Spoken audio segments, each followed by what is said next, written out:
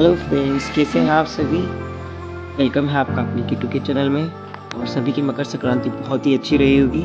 I hope कि सबने खूब एंजॉय किया होगा, गुड़ तिल पापड़ी सब खाया होगा मस्त मज़े में। आज आ जाइए वापस अपने वर्कआउट पे। मैं भी आ गई अपने जिम। मैं तो कल भी आ गई थी गलती से अपने जिम मुझे पता नहीं था कि ऑफ रहेगा, और मैं अपने जिम आ गई थी इवनिंग टाइम में। आके देखा तो ये अभी पड़ा था, तो वापस अपने घर गई एंड मैं यूट्यूब पर लाइव आ गई। मैं तैयार तो थी, मैं लाइव आती नहीं कभी, और कल मुझे मौका मिल गया, भाई ऑफ था हॉलीडे था, तो लाइव ही कर लिया मैंने। लाइव पर ही कुछ अच्छे लोग जुड़ गए मेरे साथ में, जिससे मेरी बात हुई और मुझे भी काफ़ी अच्छा लगा। अपने मेडल्स दिखाए, कुछ ट्रॉफीज़ दिखाई। सर्टिफिकेट मैंने नहीं लेमिनेट करवा रखे, तो वो अंदर कहीं पड़े हुए थे, मैंने उन सर्टिफिकेट्स को नहीं दिखाया।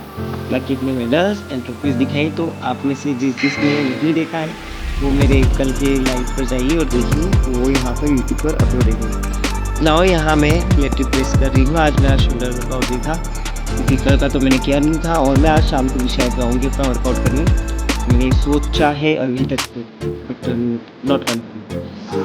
सो यहाँ मिलिट्री प्रेस का मेरा ये सेट कंप्लीट हो गया। और फ्रेंड्स, हाँ एक बार जैसा कि मैं हमेशा बोलती हूँ, सबसे पहले हमें वार्म अप करना होता है।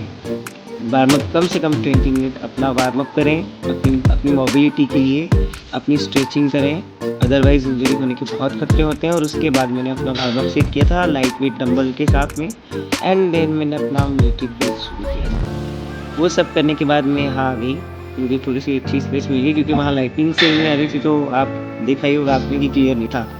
सो मैं यहाँ आ गई, यहाँ थोड़ा लाइट क्लियर था और थोड़ी सी भीड़ भी नहीं थी, तो मैंने यहाँ पर अपना हर सेट डंबल प्रेस का कर दिया है।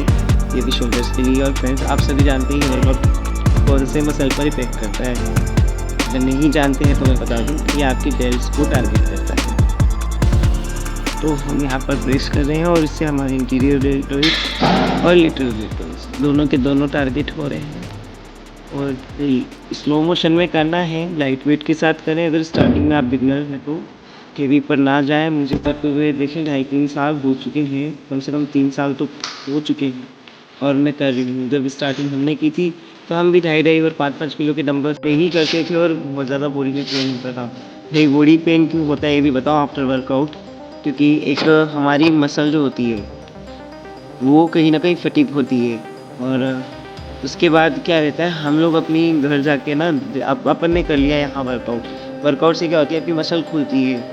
और जब आप घर जाके उसको रिकवरी के लिए अच्छी डाइट देते हैं तो वो रिकवर हो जाती है, और तभी आपका मसल साइज बड़ा होता है।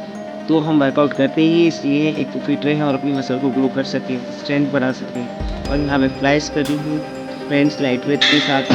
ज़्यादा बड़ा वेट नहीं है, ओनली 550 है दोनों साइड, लेकिन मैं इसका रेंज ऑफ मोशन बहुत ही स्लो रख रही हूँ। मतलब अपन को कोशिश करनी है कि जिस स्पीड के साथ हम वेट को उठा रहे हैं उसे कम स्पीड के साथ नीचे लाएं। वेट हमें नीचे की तरफ खींचता है ना, गुरुत्वाकर्षण सबने ही पढ़ा होगा। तो क्या होता है, हम जब किसी वेट को ऊपर उठाते तो हमें तुरंत नीचे खींचता है, और हमें वही कंट्रोल करना है कि उतनी स्पीड के साथ नीचे नहीं जाना है, कंट्रोल करते हुए नीचे जाना है। इसीलिए लाइट वेट के साथ हम जब इसको करते हैं तो हमारे डेल्ट्स पर बहुत ही बढ़िया, हमारे शोल्डर्स जो निकल के आते हैं उसकी मतलब राउंड शेप जो आती है बहुत ही शानदार आती है। मेरे खुद के हैं, मुझे लगता है, पर मुझे और ग्रो करने की ज़रूरत है, क्योंकि मुझे कुछ बड़े लेवल का गेम करना है। लेकिन अगर आप नॉर्मल फिटनेस के लिए करें तो भाई लाइट वेट के साथ करें, और लाइट वेट के साथ साथ उसके रेंज ऑफ मोशन का ध्यान रखें। तो कम से कम 4-4 सेट सभी के लगाएं, 3 to 4 सेट सभी वर्कआउट के लगाएं, जैसे 15, 12, 10, 13। यहाँ मैं प्रेस कर रही हूँ, ये रोप पुल भी आप कह सकते हैं, और ये भी आपके रेयर डेल्ट लिटरल जो साइड लिटरल्स हैं उन दोनों के लिए, इंटीरियर डेल्टोइड्स हैं उनके लिए बहुत ही सही है। अगर आप करेंगे इसको फील करते हुए ना, आप उस मसल पार्ट को अपना कंसंट्रेट करेंगे उस पर कि यहाँ मुझे ये मैं करने पर इस जगह पर फील आ रही है, इस मसल पर फील आ रही है। आप थोड़ा सा इस पर ध्यान देंगे तो आपको बिल्कुल ये पता लगेगा कि हाँ उस मसल की फील भी आ रही है। कुछ टाइम बाद आपको जब रिजल्ट दिखेंगे तो आप खुद सोचेंगे कि वाह ये आपने किया। क्योंकि मुझे भी स्टार्टिंग में लगता है कि मुझे कोई रिजल्ट नहीं मिल रहा, और समटाइम जब हम गेनिंग कर रहे होते हैं ना तो हमारी बॉडी पर थोड़ा फैट भी आ जाता है, कंट्रोल में आता है लेकिन आता है। और जब वो फैट आता है ना तो मसल विजिबल ही नहीं होती, बहुत ही कम विजिबल होती। हाँ, ये अगर हम साथ साथ में दूसरी चीज़ें जैसे कई पेप्टाइड्स में आ गया, स्टेरॉइड्स में आ गया, उस तरह की चीज़ें साथ के साथ चलाते रहें तो फैट नहीं आता, और फैट नहीं आता तो मसल भी क्लियर दिखती है, मसल साइज़ भी क्लियर दिखता है। बट इस टाइम मैं थोड़ा सा नेचुरल पे चल रही हूँ, अपनी घर की डाइट ले रही हूँ और थोड़ा बहुत सप्लीमेंट्स के साथ में, तो मुझे लगता है कि फैट तो मेरा दिख रहा है बट मसल भी ठीक आ रहा है। बाकी आप लोग भी देखिए और देख कर कीजिए और बताएं मुझे आपको कैसा लगा।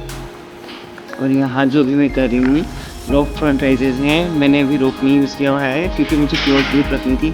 जब हम रोप लेते हैं तो उसको हम थोड़ा वाइड भी ओपन कर लेते हैं, बट मुझे इसको एकदम नेरो बिल्कुल क्लोज ग्रिप के साथ करना था, तो मैंने डी हैंडल बार जो होता है अपना वो ले लिया, और डी हैंडल बार लेने के साथ में उसको एकदम पास से पकड़ा एंड देन फिर उसको राइज किया। ये भी मैंने डेल्ट के लिए किया क्योंकि मैं आज शोल्डर्स को ही टारगेट कर रही हूँ, तो वही एंटीरियर डेल्ट एंड सारा अपना लिटरल डेल्ट पर ही पूरा का पूरा फोकस है। और मैं चाह रही हूँ कि मेरा राउंड शेप थोड़ा और क्लियर विजिबल हो मेरी गेनिंग के साथ भी, मतलब अगर थोड़ा पेट चढ़ रहा है तो भी वो इतना विजिबल हो कि जब मैं उसको अच्छे से कट करूँ और जब मैं श्रेडेड हो जाऊँ तो और ज़्यादा क्लियर दिखे।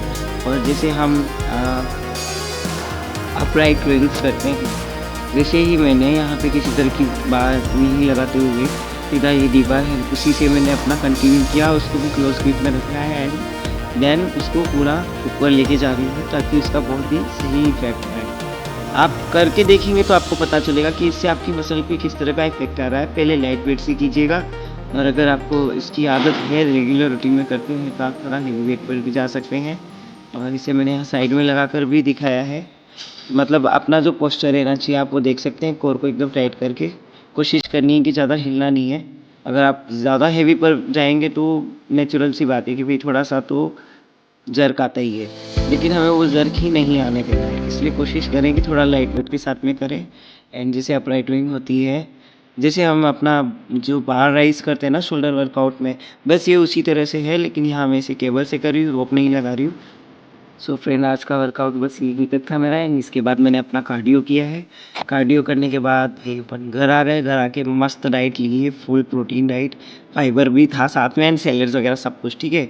तो किसी को भी डाइट्स और डाइट के साथ साथ वर्कआउट के बारे में कुछ भी जानना हो तो प्लीज़ कमेंट बॉक्स में जाकर कमेंट करें। इंस्टाग्राम पे जुड़े मेरे साथ, थैंक्स मेरे साथ जुड़े रहने के लिए, थैंक यू सो मच।